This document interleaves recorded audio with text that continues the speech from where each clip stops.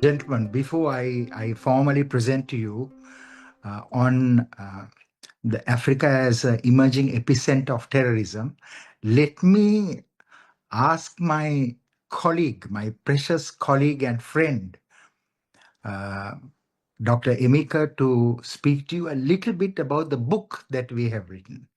Dr. Emeka is a remarkable man because he has worked with me for more than 2 years on this book, and he has assembled 25 continental experts on terrorism.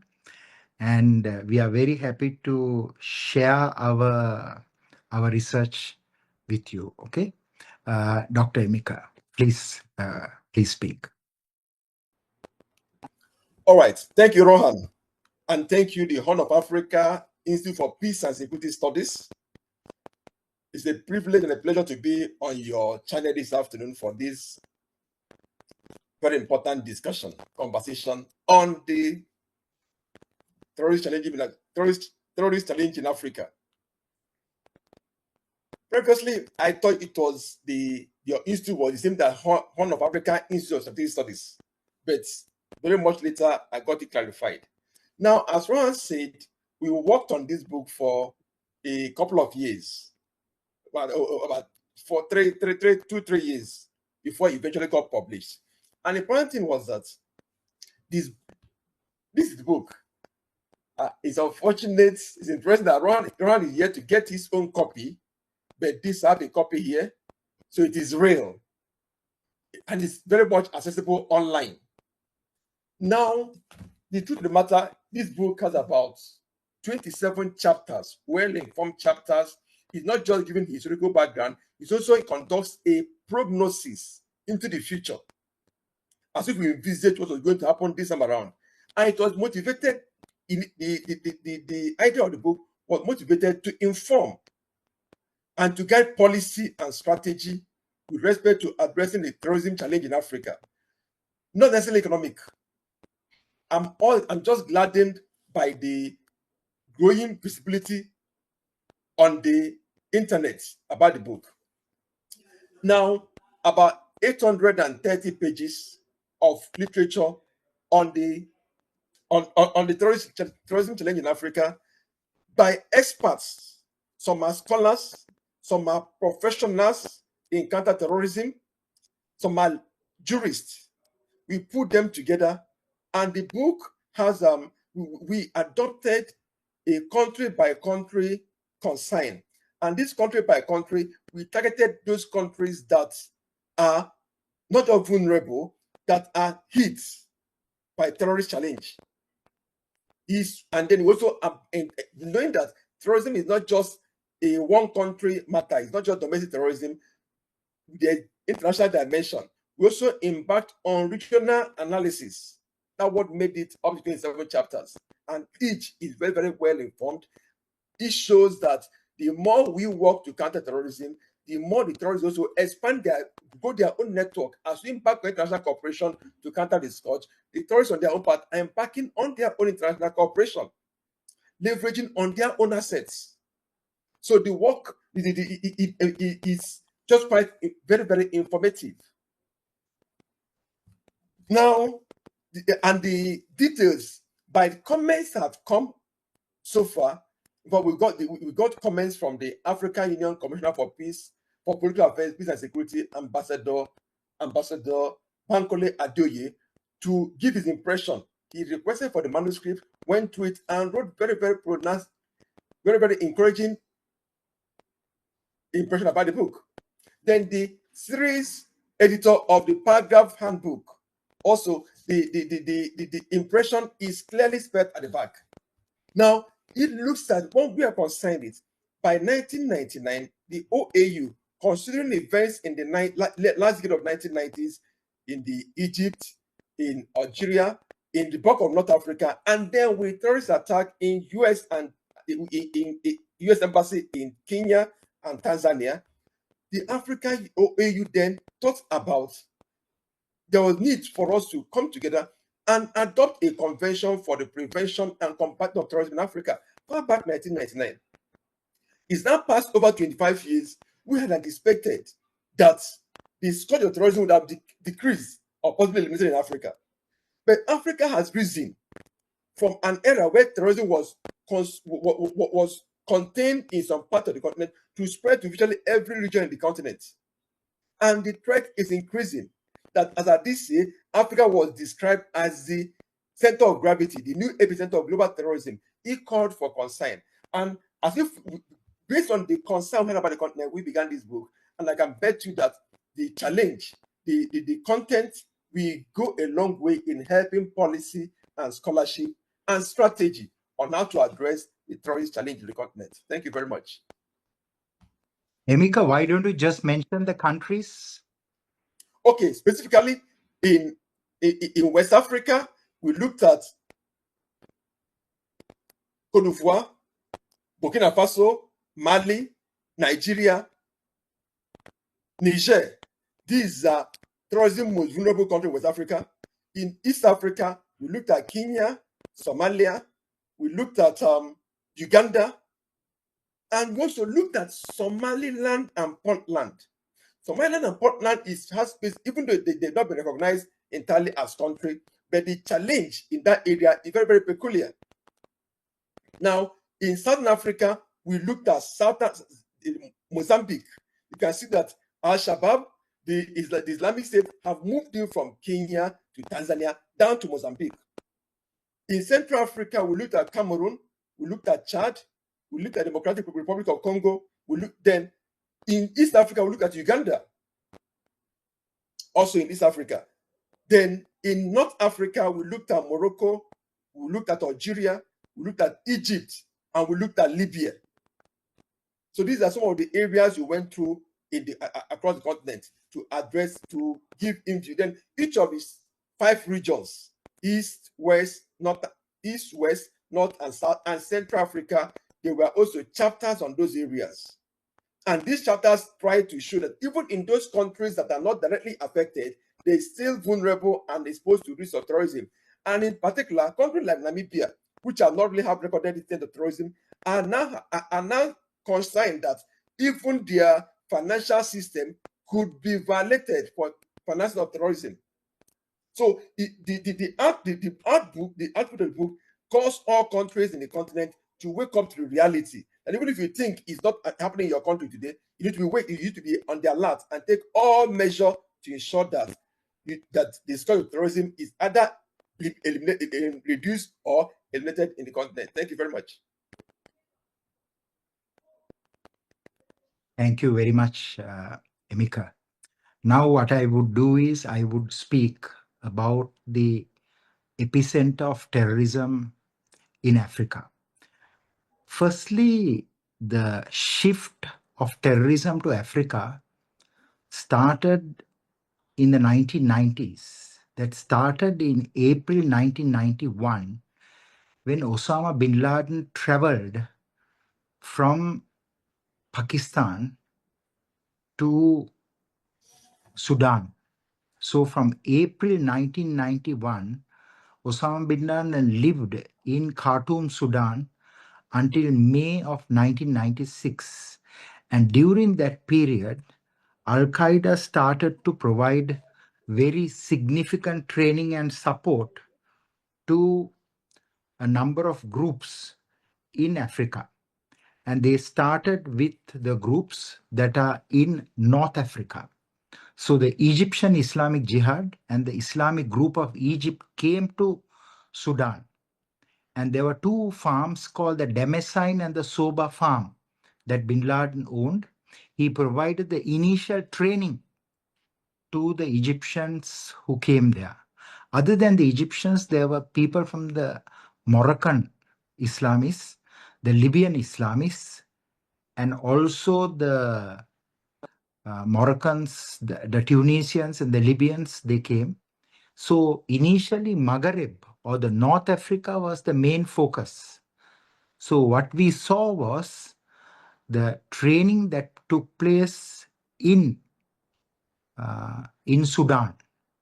And because of the training in Sudan, what we saw was that the groups in North Africa were highly capacitated to go and do the operations Firstly, in Somalia, because the 1993 was the turning point for Somalia, but they also built huge capabilities in Africa. So the threat environment in North Africa remained. One of the most violent insurgencies took place in Algeria because the Algerian fighters also moved to Sudan and they formed a group called the GIA. Later, the GIA, the Armed Islamic Group, evolved into GSPC. And this group called GSPC was very aligned to Al Qaeda.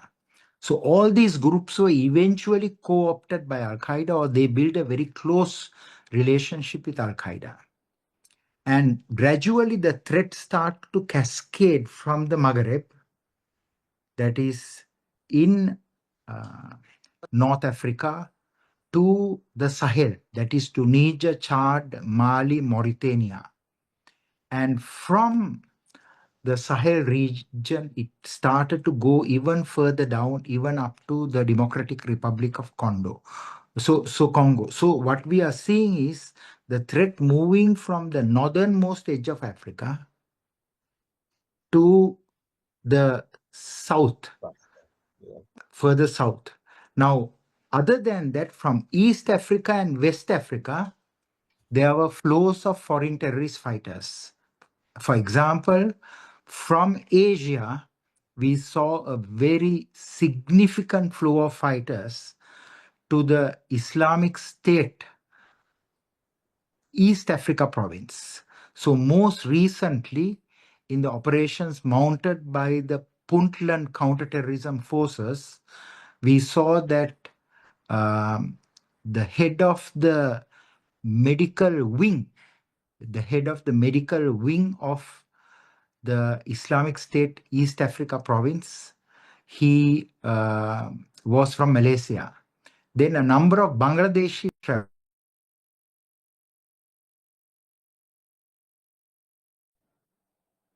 So I hope all of you can hear me. Are you able to hear me? Yes. Right. Yes. So what we have seen is that because the foreign terrorist fighters traditionally moved to the Middle East. Of course, before they moved to Iraq and Syria, they moved to Afghanistan.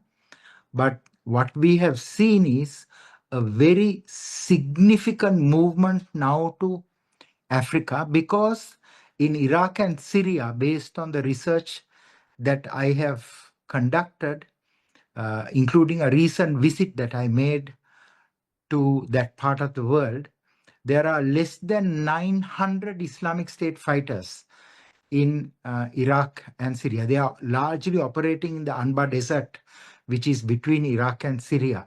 So IS is re-emerging as an entity in Africa. How are they emerging? They have linked up with local groups.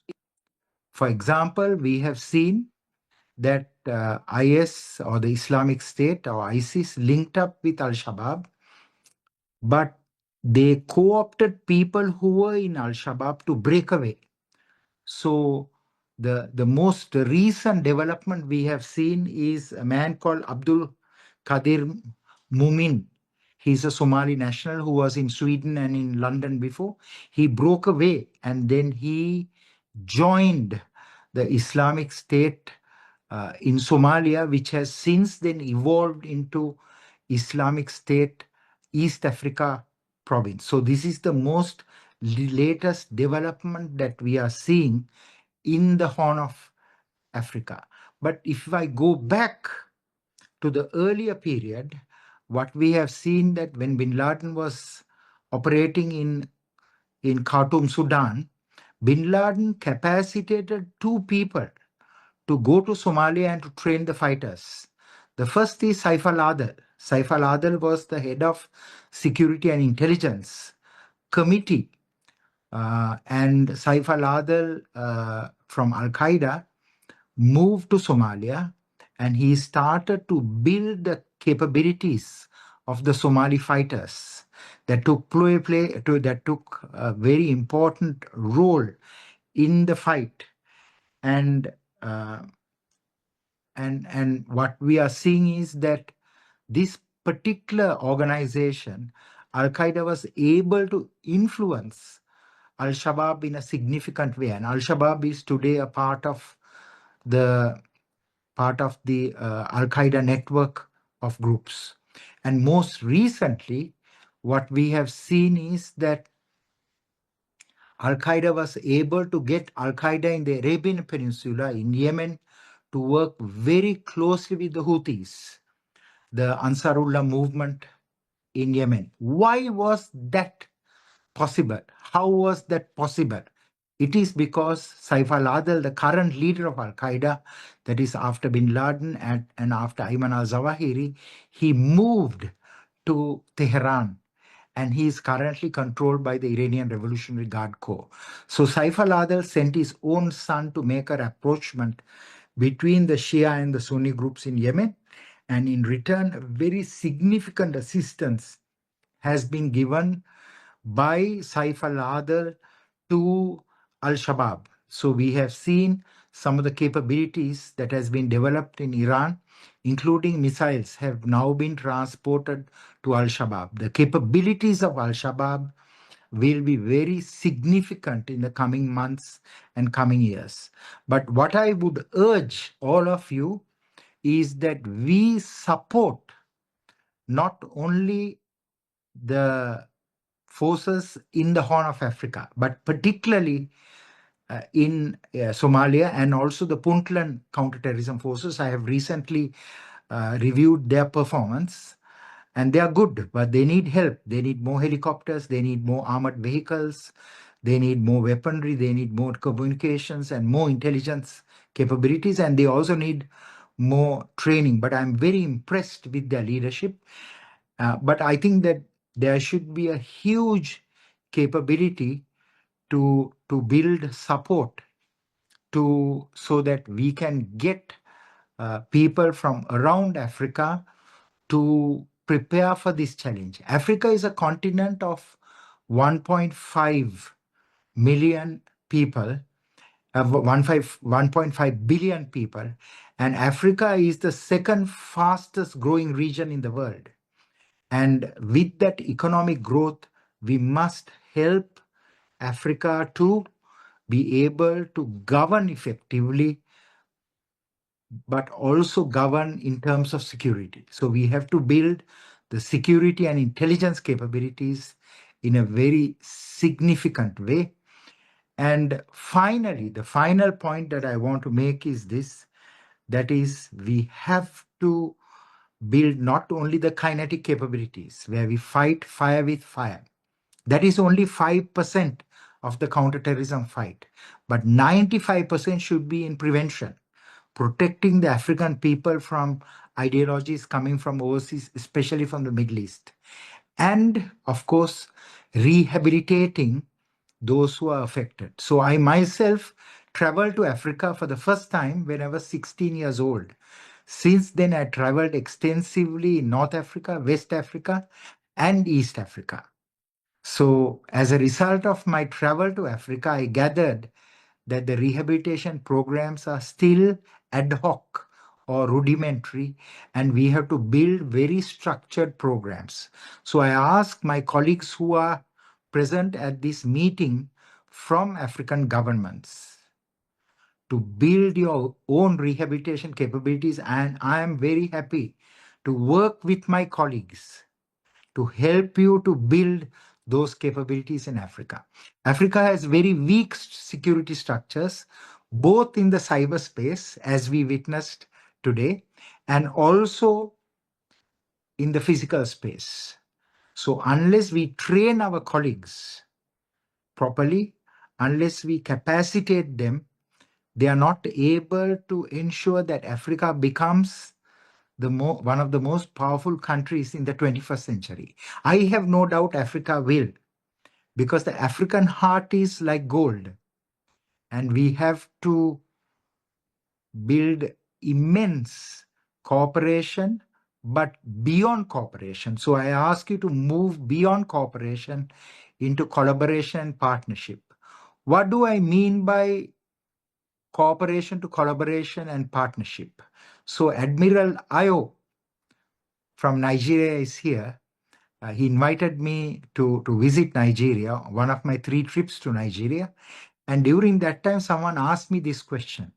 So the shift from cooperation to collaboration and partnership is number one, build common counterterrorism database for the whole of Africa.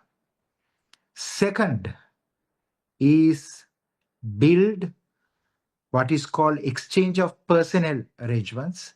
And third is that we have to build joint training capabilities. Now, this event by the Horn Institute with Isaac's leadership and Natasha being the chair of this session is to do a joint training for Army, Navy, Air Force, police, Army, Navy, Air Force, law enforcement, and NGOs and other communities. And finally, it is we have to make sure that joint training leads to joint operations. And I would also say that we have to share resources, technology, and mostly experience. There are few African governments and colleagues with the expertise to fight. I was very impressed the way some of the countries in Africa fought, especially after Bin Laden's operation to kill Mubarak in Ethiopia in 95.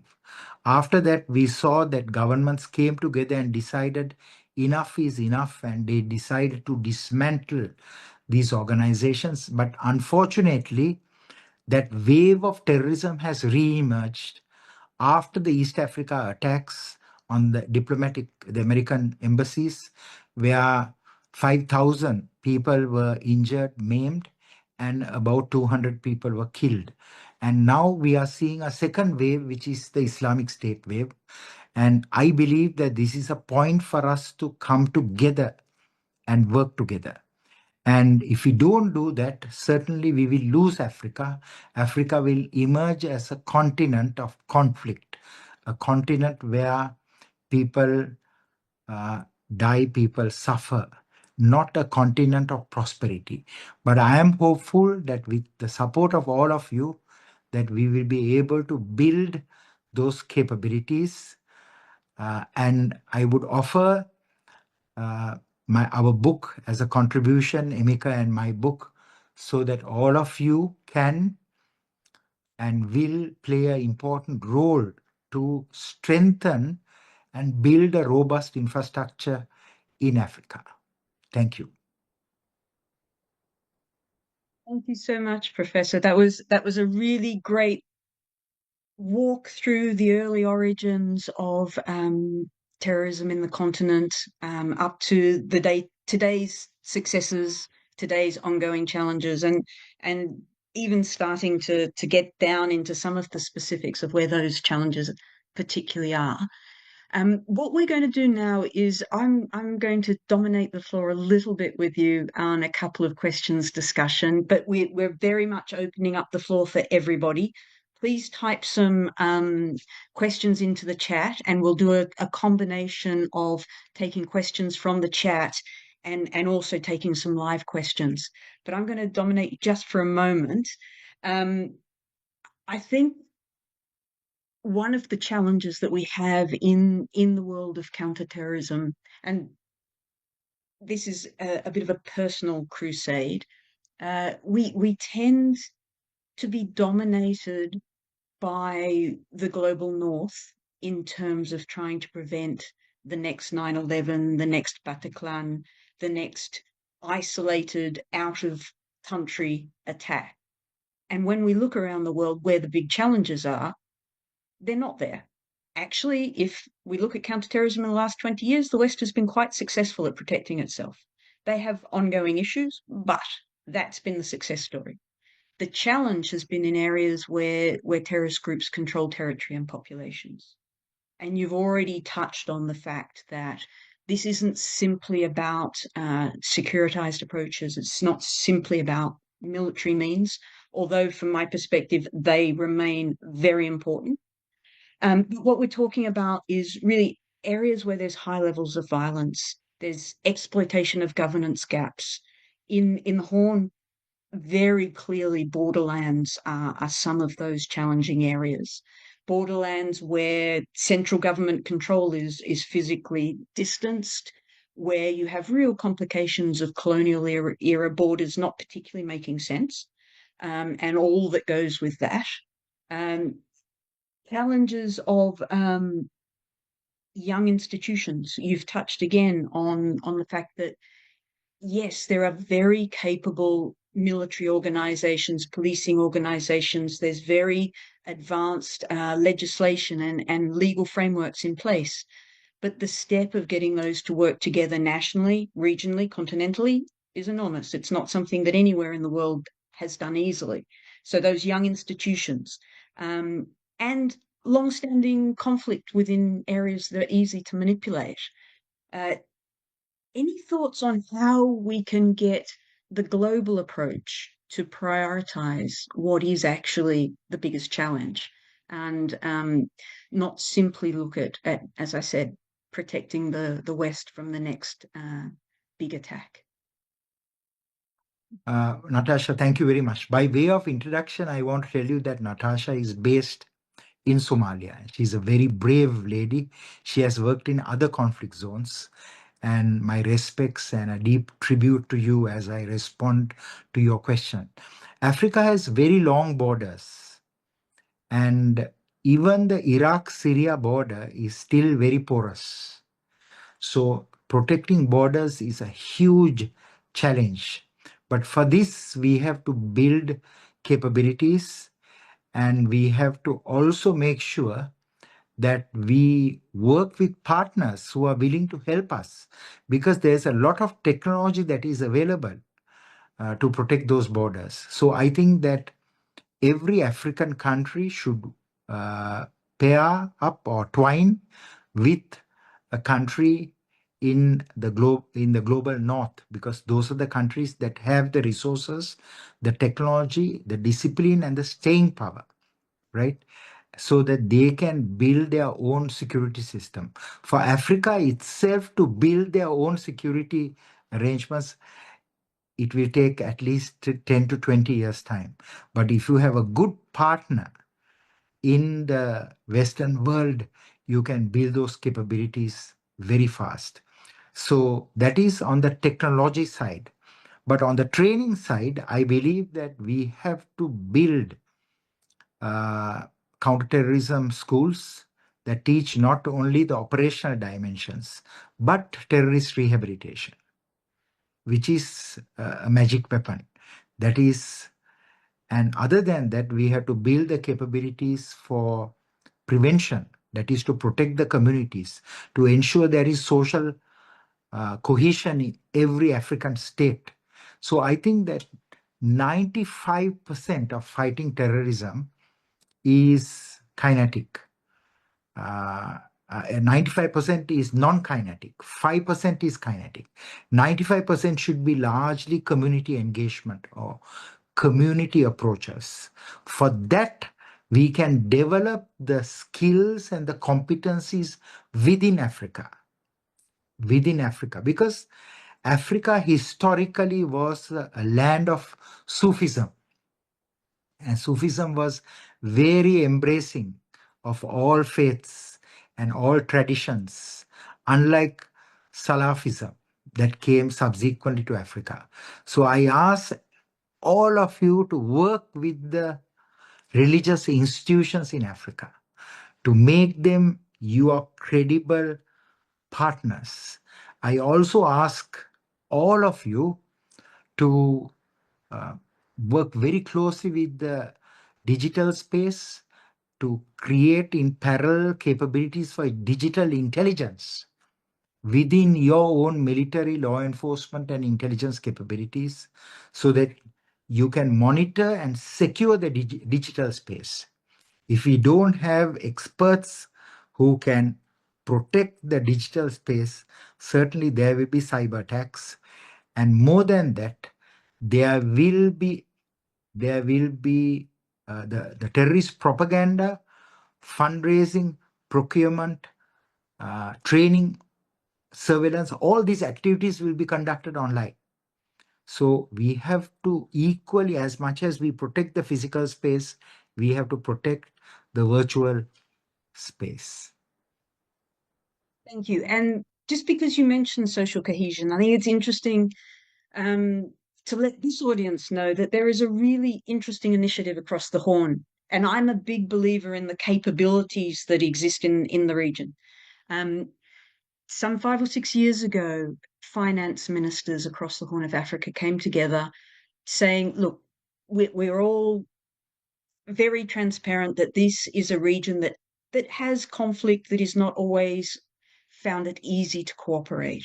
And what they created was the Horn of Africa Initiative, which allowed for major development investment across the region to take place in a slightly less politicized arena. Now, that has really ranged from the kind of networks required to have digital connectivity, major road and other thoroughfares, right down to social cohesion and quite hard security aspects of social cohesion and the much softer aspects. So there's a real teaching point that Africa has to give to the rest of the world in terms of what's been going on in the region with that. And it's been very interesting to work alongside some great development partners, but for them to articulate just how little they understood the depth of experience, expertise, and ability to work together across these really complex areas. So some of what you're talking about, I think, is already being constructed, and I would be a really big one to push. Yes, partner with Western countries, but also this cross learning South-South, so that we're not necessarily just creating the very expensive Western systems, which haven't proven to be terribly effective in places like Afghanistan, where I've spent too much time for not very good results for the population there. So just wanted to throw that one up there. And another question I had, and that was really looking at this kind of international movement of foreign fighters that you were articulating. It's something that I know in sort of some of the littoral West African countries, Togo, Benin. At least now, 7 years ago, we were starting to track foreign fighters that have been embedded in borderland communities who are now starting to really bring the insurgency south. How can we ensure that that kind of learning, which has now become a really international tactic, is spread, and we can be more proactive in preventing that kind of challenge? The flow of foreign fighters to Africa is a major, major challenge. So I can tell you from Southeast Asia, fighters have traveled both to the East Africa province of the Islamic State and to the West Africa province of the Islamic State.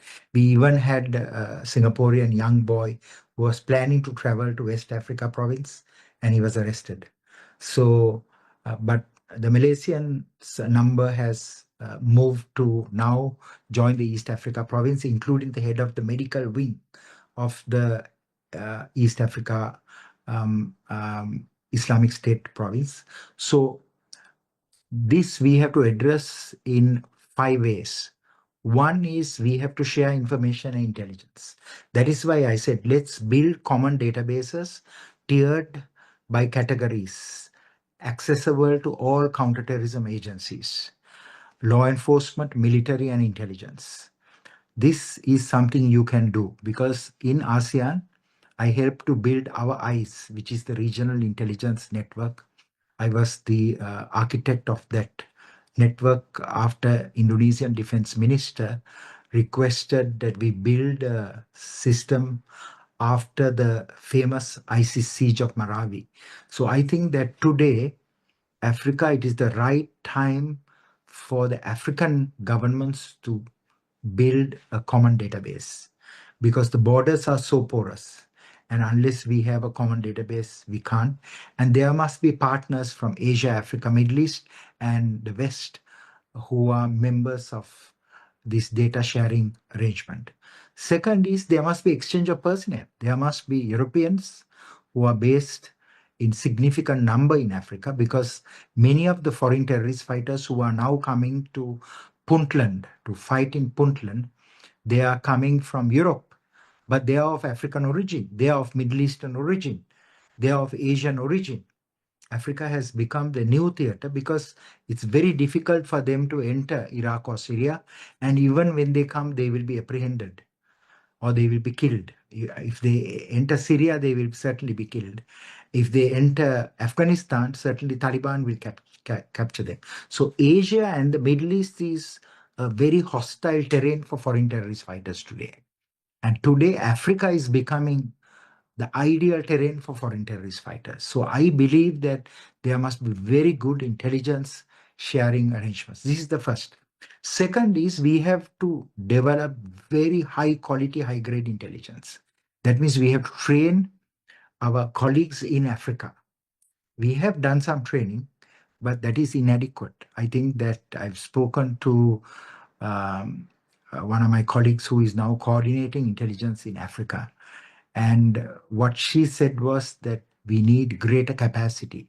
So I'm asking all of the government representatives here, take this as your challenge and build the training schools, the training academies, where you train them on what is terrorism, how terrorism developed in Africa, how terrorism has developed in other parts of the world, how other countries have succeeded, how other countries have failed in the fight. So the second is the training side. The third is that we have to develop what is called multi-agency systems. That is, we can't have the army or military operating separately from the national intelligence services and the police operating separately. They must all come under one roof.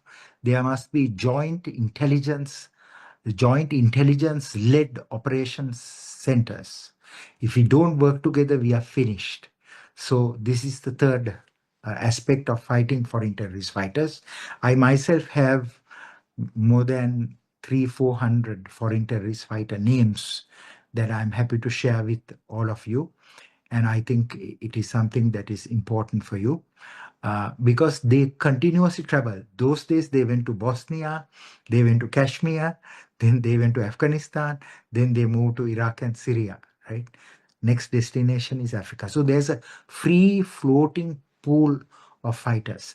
And the fourth, I would say, is that we have to build very good national cooperation. That is, for there to be international cooperation, the building blocks should be national cooperation between the immigration services, the identity card services, the registration of motor vehicles that service, police, prisons. There must be very good, the building blocks of cooperation within the country should be strengthened. Only then we can look for international cooperation. So cooperation with foreign counterparts is dependent on the cooperation within the sister services. This is one. And finally, what I would say is send your best brains to study overseas. Send them to another country so that they will come with fresh ideas and fresh perspectives.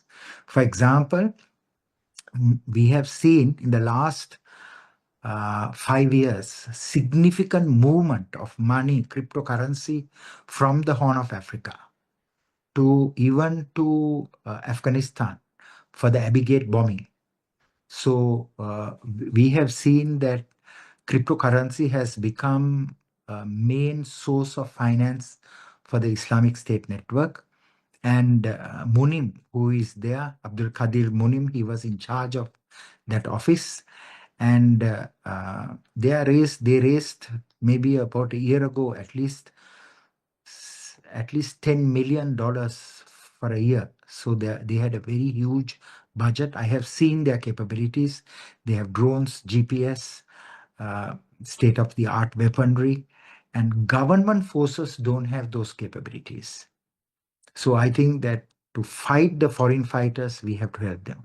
I saw with deep sadness, and I want all of you to watch Alex Crawford's film. She was just there a month ago, in Puntland, and she filmed how the military forces, the counterterrorism units, are using they are moving their weapons on horseback. So I think that they're using animals to move their weapons. We should equip them with the latest helicopters and with the latest armored vehicles to move and fight this threat. Thank you for those five pointers to strengthen the system. You mentioned Abdul Qadir Mumin, and I think that's an interesting and powerful personality. He's somebody that we've been watching for very publicly for more than 7 years, coming on 10 years. We know that he's the head of Daesh in Somalia, based out of the federal member state of Puntland. We know that he runs the Al Qaeda office. We're sure that he is the head of directorates for all of the provinces across Africa. And there's some very strong opinions that he is now actually the leader of Daesh internationally. Whether that's true or not, he's a big personality within the leadership of the group who attracts foreign fighters. So that's going to be an ongoing challenge for Somalia, and Puntland, the federal member state of Puntland, will be at the front lines of that. So that's a challenging thing moving forward. One would hope we might actually get him sanctioned a little bit more globally than he has been, given the amount of information we have had on him for such a long time. You also point to some of the challenges with the kind of finances that are being accumulated by the different groups. It's interesting, if you go back to the Bin Laden papers that were taken from Abbottabad, very early days, Bin Laden was saying, leave Al-Shabaab alone. They're a money source, let them get on with it. So we know that for 15, 20 years, there's been monies going into the international pot. So these are not new issues, and we've not yet come to grips with them. So we do need to make sure that there is more focus. But I would say, again, I guess you and I are on the same page that I think international cooperation is really important. But how much of the technical comes from Africa, I would put higher than maybe you've implied in terms of Africa needing to look outside. So I think it's going to be an interesting way to balance. Sometimes horses in mountainous areas can be more effective than helicopters. Now, what I'm going to do is I'm going to start going through some of the questions that are already in the chat, and they're just starting to explode the more that you start talking, Professor. So thank you for that. The first one, and Adams, I think, has always brought up a really solid point. How do we move from theoretical conversations to action? Because a lot of the theory's been there for a long time. As I say, the challenges that we're focusing on, we've been talking about them for more than a decade. So how do we get that into concrete action? So I believe that we have to support existing counterterrorism programs. If we don't support existing counterterrorism programs, for example, the programs in Somalia, especially in the Puntland, we are going to fail in the fight, because I have seen the capabilities that they have. There's a huge gap. So let's support the existing programs. Second, we will build new programs. And also, what we have done already can be improved. For example, I visited Mombasa, did a training program to build a rehabilitation capacity after interviewing the Al-Shabaab members. I realized that the counterterrorism agencies didn't give a high priority to the non-counterterrorism people who can make rehabilitation a reality. That is the religious clerics, the teachers, the social workers, the artists, the vocational instructors, and the recreational instructors, right? So we have to help them. When I went to Egypt, met with the intelligence service, they told me that their rehabilitation program collapsed because their clerics were not paid, the clerics who do the counseling to the detainees. So I think that we have to have dedicated programs for rehabilitation. There must be a separate office for rehabilitation. So I am urging all the governments here, build your own authority for rehabilitation, your own rules. Don't take from some other agency and do it, because then when you need them for other kinetic operations, you will take those officers. So build a separate agency. That is so important. Turn the ideology around. Another one more aspect on the terrorist finance side. Natasha, you mentioned something very important. What we have seen is we have to work with the banks, the local banks, the regional banks, the international banks. In the collection stage of money, we can detect terrorist money. In the movement stage, we can detect money. In the storage phase, we can detect money. In the dispersal stage, we can detect money. But we can only detect money if the counterterrorism financial intelligence units of the police and the government services work with the private sector. So this public-private sector cooperation is very important. The same thing I said this, work with the digital agencies, the infocoms agencies, work with the educational institutions, including the higher education institutions. One is to prevent infiltration of those institutions. Second is to build a norm and ethic against extremism. So I think fighting this threat is working with not only within government, but working with the community organization, with academia, and with the private security industry. Yeah, and I've been really impressed with the engagement by the telcos and the banks in Somalia in terms of starting to restructure things like know your customer, so that actually you can start tracking monies and entry points. But it's been starting out, as I say, from these very young institutions. So what might seem like small steps in my home country of Australia are actually massive pieces of infrastructure to put in place. And so yeah, I can't agree more in terms of the financial piece. Really, really powerful message. What I'm going to do is I'm going to take a question from the floor and then back to the written chat. What I ask people on the floor is we don't really want very long statements. I know I've done a lot of that already, but I ask you to keep your questions a little bit focused, just because there's a lot coming up. So Priya, can we start with you because you put your hand up in the chat earliest?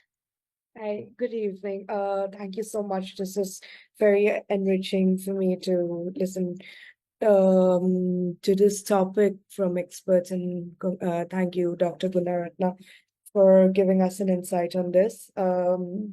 Very brief introduction. I'm Priyadarshini Barua, and I'm a research associate with the Indian Air Force Allied think tank in New Delhi. And my work is primarily on terrorism and radicalization, studying the trends and patterns in South Asia. So, Dr. Gunaratna, I had a question for you with regard to terror financing, and also Ms. Natasha. Also, you touched upon terror financing bits and pieces in Afghanistan, and also Dr. Rohan also mentioned about Abigail attacks. Could you throw more light on the hub and spokes model of the terror financing which Islamic State, ISIS or ISKP is using? And because we've seen a connection, a money inflow of money that is coming from Somalia into Afghanistan and then dispersing further into South Asia. So it'd be really nice if you can mention a little about this. What we have seen is that the Islamic State Khorasan province is a very promising branch of the Islamic State for external operations. They did the attacks in Iran. In Turkey, they attacked a church that I visited personally. They attacked Moscow, the theater there, and they planned at least a dozen attacks in Europe and Europe that was disrupted because the European intelligence services work very closely with each other. And for some of their attacks, the funding came through the Islamic State East Africa province, including there was a very significant transfer before the Abigate bombing. So what we are seeing is that the group that is based in Puntland is unable to carry acts of international terrorism. They are just creating a base for their operations to survive. But the resources that they have collected through extortion and through business and through taxation, they have sent this money to other Islamic State entities to mount attacks. So the Puntland forces, my colleagues who are there, I believe that some of them are present at this event. If they feel comfortable, I think that you can, both of you can connect and they will share greater details of this involvement. Most recently, Alex Crawford, who traveled to make a movie about the Puntland forces, was able to gain unprecedented insight into the cryptocurrency movement for these long-range operations. And really, if we look at the office in Somalia of ISIS, they specifically haven't been engaged operationally because that's kept them less of a target and allowed them to focus on the financial and operational planning in other areas. So strategically, that's been a very useful tool for them over the years. It's interesting to look at how much cryptocurrency is becoming a real feature of terrorist financing, but also to not forget that very old school methods of moving money still exist. It is still happening in suitcases worth of cash. It is still happening in very small telephone banking transfers every time people cross a checkpoint. It is still happening in just below that 10,000 euro limit of moving funds. So we need to be as flexible as the groups themselves are in not forgetting about the new things. We need to be very proactive in the areas of cryptocurrency and other digital transfers, but not watch the shiny ball, not chase the new thing at the expense of the old tools, which we've not yet managed to overcome as well. So that, I think, is a really difficult challenge. And you're also looking at quite different methods of operation between ISIS and Al-Qaeda. So again, it's needing to be very focused on what is the challenge within your geographic area, who's doing what, how are they doing it, and knowing that despite ideology, despite franchise competition, all groups are learning from each other, and that whether that's far right extremists from the West or it's fundamentalist ideas coming from groups like ISIS, they're teaching each other, even though they would never speak to each other. So that's a really important point. I see that our director and founder, Isaac has his hand up. So please, can I give you the floor, Isaac, before coming back to the questions? You're on mute.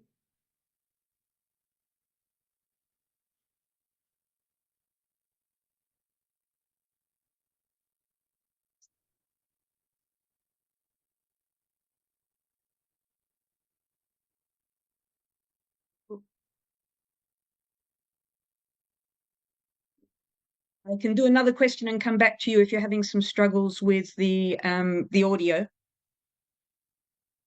So what we'll do is let Isaac sort out his audio, and then I'm going to move down to one of the other questions before we come back to his comments. Yes, I'm back. Can you hear me? You've beaten me. Yeah. Thank you very much. First of all, I sincerely thank to Professor Rohan for your invaluable contribution today's discussion and also extend our gratitude to all participants for joining and engaging this with us.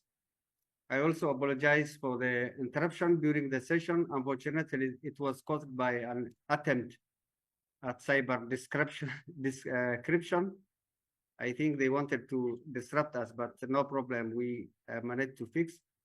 I have two questions. One is I wanted to follow up on one point you mentioned, Professor, regarding the foreign fighters, in particular Asian joining ISIS and fighting in Puntland.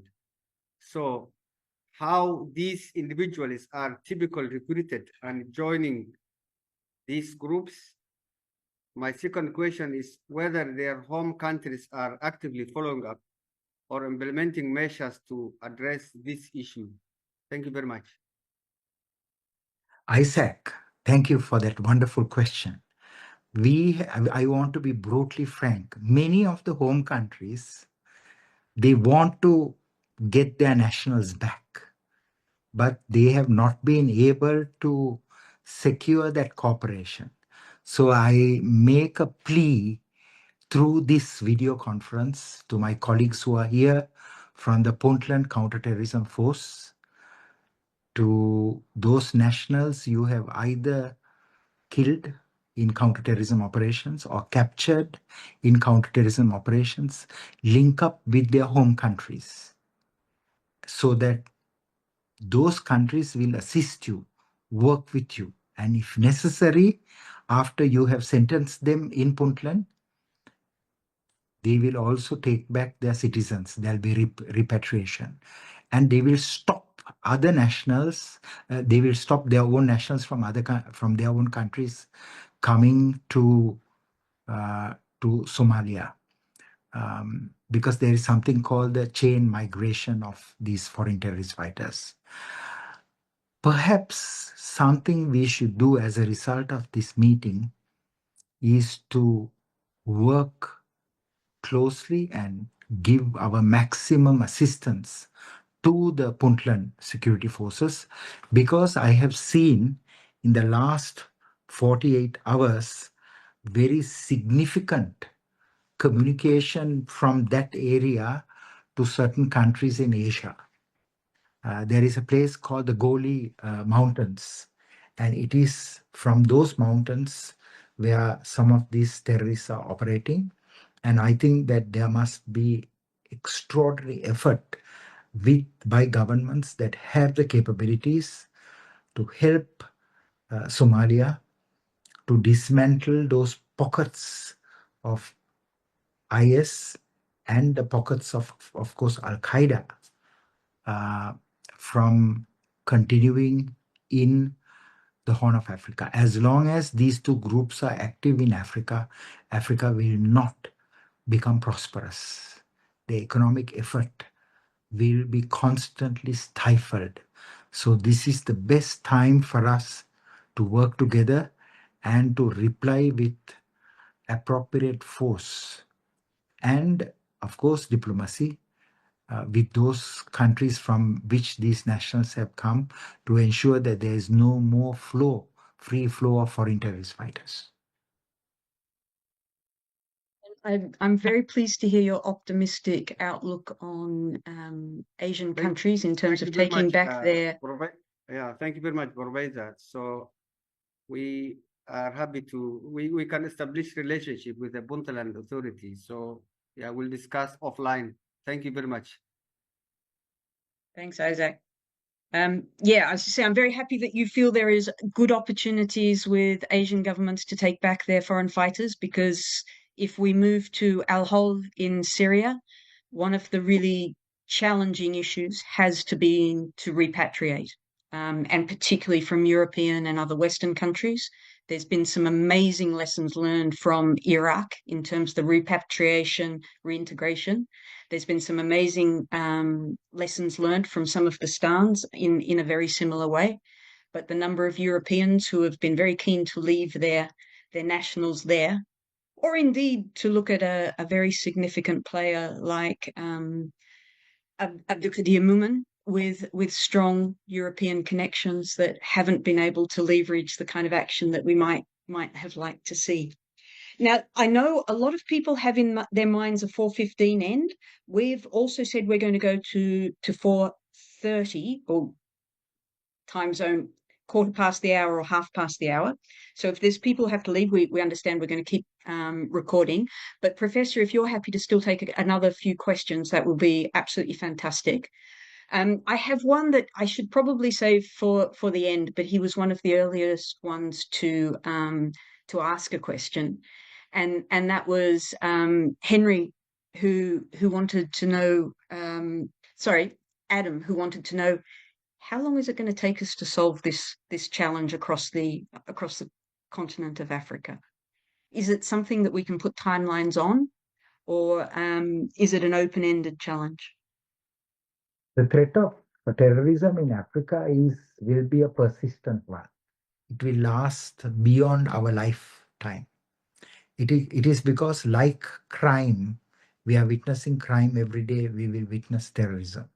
So we have to develop the institutions, the laws, the capabilities to fight this threat. But it is not only to fight them militarily. I think we need to train African leaders to do it. Do not allow foreign Islam to come to Africa. What do I mean by foreign Islam? Don't bring Islam that is in Pakistan or in Saudi Arabia to come to Africa. Make sure that you have African Islam, because African Islam is very tolerant, very moderate, and value coexistence. So wherever there are Salafi, jihadi groups that are active, make sure that any cleric who come from those countries is denied entry to Africa. Do not allow foreign clerics to come to Africa. They have no business to come to Africa. Close your doors to them. And if you ever witness anyone who is a radical cleric coming to Africa, put him in jail and let it be a big lesson. Fighting terrorism should start with controlling the ideology. Second is monitor all the mosques and the madrasas and the Islamic organizations. Create Islamic institutions to do it, because 99.9% of the Muslims don't want extremism. They do not want terrorism. Islam is a beautiful religion, but it has been infiltrated. So I personally believe that we have to work through the Muslim organizations, create national Muslim councils that are working with the Christians, working with the other religions to build social cohesion in your country. Do not allow your beautiful faith to be compromised by political Islam that is coming either from Asia or coming from the Middle East. If you allow that, your terrorism will be persistent. This is number one. Number two is that you have to have very good control over your schools, where you build champions of peace, ambassadors of harmony. You create harmony centers in every university. In every province, you create a harmony club so that people will recognize people as humans, not that someone is a Christian or someone is a Muslim or someone is a Jew. So build friendship across the religions. This is so important. And finally, invest in building leaders, far-reaching leaders. Give them opportunities to travel.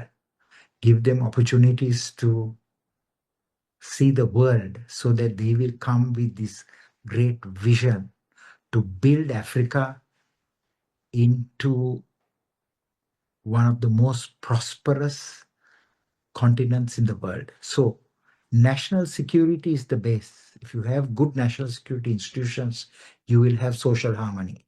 If you have social harmony, you will have political stability. If you have political stability, you will have economic prosperity. This should be the vision of everyone at today's event. Thanks, Professor. I'm going to move to another hand up, but can we also keep in mind that there are those who are claiming to operate in the name of Islam who are just simply after power and manipulating existing tensions. So it's not even coming from these very radicalized voices that are not the core of Islam and are certainly not the core of Africa, but it's also very manipulative individuals looking for power, and they're not necessarily going to be exactly the same way to manage them. Brian, I see that you've had your hand up on and off. Are you still keen to pose a question? You are on. You're there. Thank you so Go. much. I don't know whether you can hear me clearly, please. Yes. You're good. Thank you. I was battling my network here, so I keep on raising my hand, and my network keep on going. Thank you so much for this time. And just in a minute, allow me to congratulate our good Professor Rona here. You have exactly said what I expected. So I really love what Professor have said. And I also would wish to get a book, a copy from our guest, Emeka, so that I can read and see. But just permit me to give my view before I ask Professor one question. I'm sorry, I am international relations expert, so I really love issues relating to peace and security, and that is why I enjoy sitting in this platform. And looking at terrorism, I feel that on we my need a own question, Brian. Okay, thank you so much. Okay, thank you so much. Thank you so much. Let me just go straight to the question.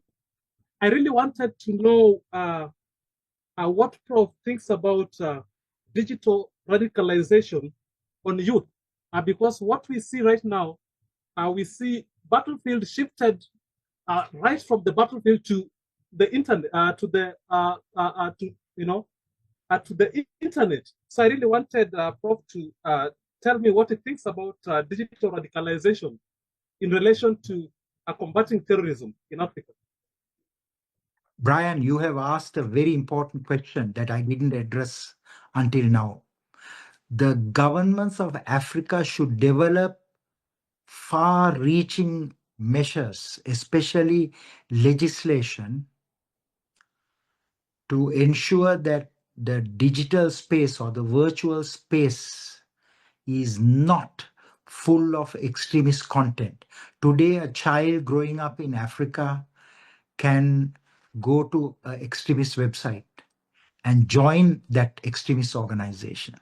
So African governments must take firm action to remove that content, working with the tech companies. And African governments must build the laws. If the tech companies are not going to remove that content within a specific time frame of 1 or 2 hours, the executives of those companies will be investigated, charged, prosecuted, fined, and imprisoned. So there must be very tough laws to regulate the cyberspace. Cyberspace is even more important today for the youth and the children than the physical space. So I thank you for the question. And I think that if any of you want to have a draft legislation to develop the appropriate laws, please contact ISAC. I'm going to give a bundle of those laws so that you'll be able to protect your space. In parallel, you must have something to protect your country from online falsehoods and manipulations. There's a lot of fake news. For example, recently, someone sent me a video saying that 9/11 attack was done by the Mossad or by the CIA. It was an inside job. Don't believe in all this rubbish. So don't become conspiracy theorists, right? There's a very detailed 9/11 study. Read it. right? Look at the court records. Read Washington Post, read New York Times, read the credible newspapers, and make sure that you read real books. Don't learn from the social media. If you learn from the social media, you will know your knowledge will be full of fake news. So there are a lot of things we can do to counter the type of threats we are facing in the early 21st century. So protecting the cyberspace is paramount. Thank you so Thank much, you bro. for that. Thank you. And one of the things that I'm old, so one of the things I see a lot in life is there are a lot less conspiracy theories and a lot more incompetence in the world. So don't revert to conspiracy as your first answer. I'm going to ask one more question, which is a bit of an amalgamation from questions that are in the chat. Then we're going to have a final chance for the Institute team to make some comments before letting you give us an outgoing thought if you have one, Professor. And the final thing is there's a couple of questions. It's really going back to the point that you made of the importance in finding good partners that are possibly in the continent, but probably outside of the continent, and the challenges that have been in place in those outside interests, not necessarily having built stronger systems for the internal challenges within Africa, that they might come with other costs and compromises that are or can be seen to undermine sovereignty. Have you got any thoughts on how states can make those partnership choices in a way that's going to really protect them and benefit them? Does that make sense? I'm going to give a very honest response. The Americans are 20 years ahead of counterterrorism of all the nations. The Europeans are 10 years ahead. Africa, Asia, Middle East still struggling. Work with the Americans, work with the Europeans. Europeans means Europeans, Australia, New Zealand included, because these countries are also willing to help you. Don't discard them, don't abandon them. Sometimes they may have their own views. Discuss with them, have a dialogue with them, but work with them. And eventually you will become as good as them. You are as good as the people you work with. Now, I have seen most recently Saudi Arabia. I visited Saudi Arabia at the invitation of the government. I visited the Al Hair prison. It's a fabulous prison, 6,000 detainees, of which about 4,000 are religious clerics. So Mohammed bin Salman is taking decisive action against extremism in Saudi Arabia. But the same clerics are operating in Africa before, and they are still in Africa. So for this, you can't use foreign partners. For this, you have to use your own religious institutions, your own councils, your own wise people. For example, if you have wisdom, you will never allow Muslim Brotherhood to operate in Africa, because that is the genesis of political Islam. Keep religion and politics aside so that you can build your countries. So on some projects, work with the Western nations. Other projects, you build your own capabilities. Countries that have faced threats, big threats. For example, Pakistan faced a major threat when the Soviets invaded Afghanistan. Pakistan became the staging pad to fight the Soviet invasion. Of course, the threat came to Pakistan. You see, today Pakistan is fighting a huge battle against terrorism and extremism. Some of its madrasas are still infiltrated. You have madrasas in Africa that have identified with these extreme organizations. Dismantle them. Take decisive action against them. Don't ever fear to take action against radicals who spread the wrong and the hateful ideology.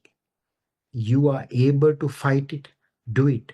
Rely on the Western nations to build certain capabilities, but you yourself build your own domestic and regional capabilities. Thank you for that. And no more hands up, I'm afraid, because we've come to time.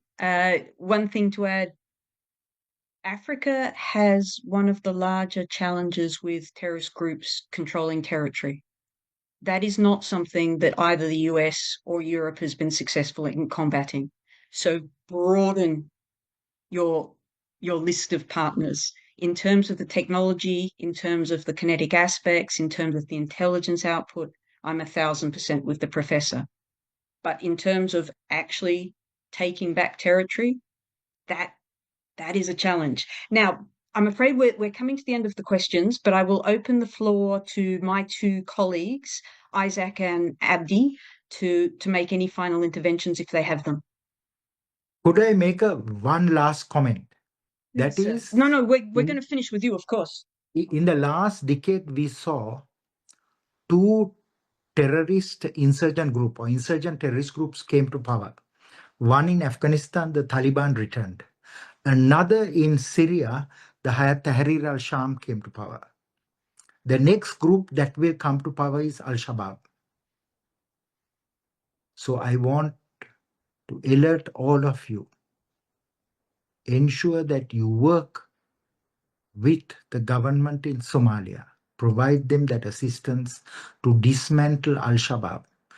I have seen the terrorist activities of Al-Shabaab. They have no place. They should have no place, no capability to operate. So you have to take decisive action against Al-Shabaab. Make sure that terrorist groups do not operate. I've traveled extensively in Libya as a child. When I was 16 years old, my father took me to Africa. And the first country I visited was Libya. Today, there are certain pockets controlled by various groups. We should assist those governments to ensure that these groups do not control territory. In Africa, there are 6 other locations where the threat groups are controlling territory. And we have to build capabilities. Irrespective of in which territory these groups are operating, we have to support the government to which that territory belongs to incapacitate and decimate those groups. So if we don't do that, Africa will not become that prosperous continent in the 21st century. Thank you, Professor. We've finished with the questions, Priya. So just any final short interventions from my colleagues, Abdi and Isaac, before we thank the professor properly.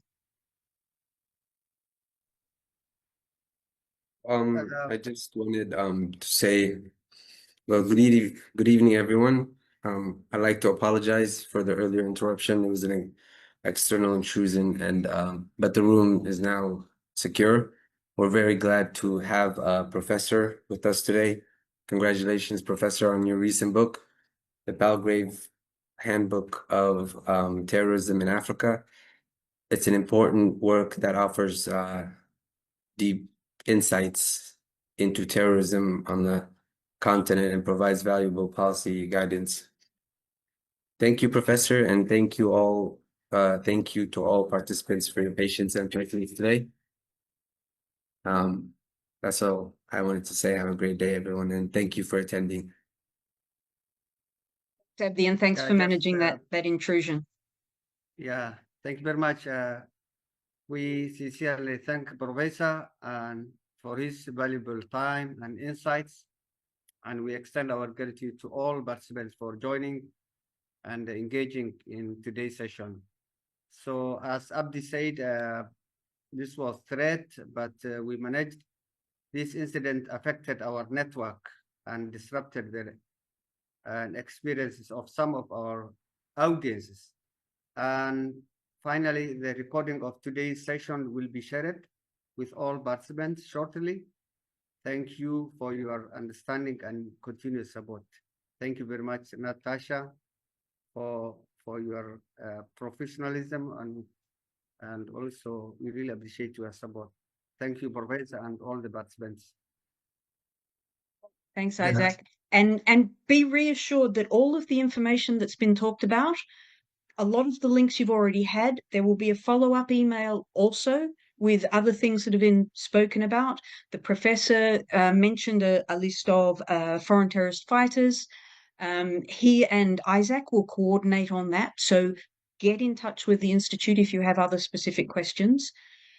Professor, we've clearly scratched the surface of your experience. And there's a lot more that people would like to discuss. I can only say thank you very much. This institute is going to continue doing weekly peace talks. The topics will vary. The format will vary. Sometimes we're going to have amazing conversations with individuals like the professor. Sometimes we'll do a panel. We're really trying to upskill all of our community and also give our young researchers a chance to present the work that they're doing. So it's a real mix of interventions. But what we've had today from the professor, the heads up of the book that's becoming available, super helpful. Professor, I just leave you to have any parting comments if you do before we close up. The Horn of Africa Peace and Security Institute is a great organization led by people with a good heart and a good mind. And Natasha, your assistance, your advice is golden to them. And I believe that you will continue to help them. But today I can assure you that we will assist them too. So, but my simple message to you is that all of you should be strong and resilient. You will face many challenges in life, but never even flinch by it. Stand tall and fight, because you have to make a contribution and you have to leave behind a better world than to the world you were born.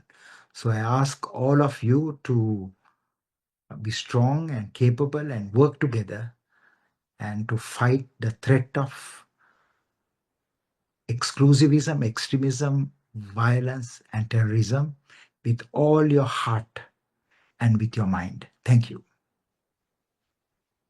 Professor, very uplifting final words. And on my part, as always, it's an honor and a privilege to work with the Institute, to work with Isaac and his vision, to work with Abdi, who's doing all of the things behind the scenes. Thank you all for engaging, and we're looking forward to the next time that we can come together. Thank you very much, Professor. Thank you very much. Thank you. Have a good day. Bye-bye. Thank you. Bye. Bye, guys. Thanks again, Professor Natasha. Have a great day.